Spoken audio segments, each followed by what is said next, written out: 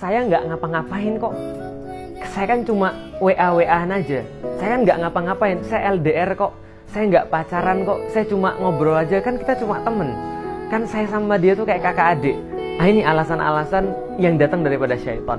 Fazayyana lahumus syaiton a'malahum. Syaiton itu senantiasa menghias amal-amal yang buruk seolah-olah itu adalah terasa baik.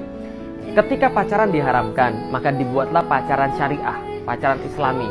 Seolah-olah pacaran itu jadi boleh karena pacarannya itu di pinggir masjid, pacarannya di bawah beduk misalnya.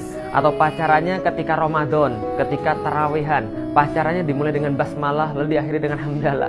Pacarannya syariah. Kenapa? Karena ketika berpacaran diawali dengan membaca surat Yasin dan membaca membaca doa kifaratul majlis. Itu kan ya. Nah, ini tidak menjadikan maksiat menjadi baik. Tidak menjadikan maksiat menjadi boleh. Kenapa? Karena keharaman tetap saja sebuah keharaman. Kebanyakan orang tidak memahami, termasuk para pengemban dakwah pun yang sudah mempelajari Islam, mereka tidak paham bahwa di dalam Islam kehidupan laki-laki dan wanita terpisah. Maka ketika tidak ada hajat, tidak ada keperluan yang syar'i, maka tidak boleh seorang laki-laki berinteraksi dengan seorang wanita. Apakah pergi ke bioskop bareng-bareng, ataukah pergi makan bareng-bareng, ataukah pergi jalan bareng-bareng, tidak ada. Selama tidak ada keperluan syar'i. Maka keperluan syar'i itu sudah diukur di dalam syariat. Seperti apa? Misal pendidikan. Mereka boleh berkumpul satu sama lain selama dalam pendidikan. Selama misalnya menuntut ilmu. Apalagi dalam masalah pengobatan atau kesehatan. Maka seorang laki-laki bisa berobat pada dokter yang wanita. Demikian sebaliknya, seorang wanita bisa berobat pada dokter laki-laki.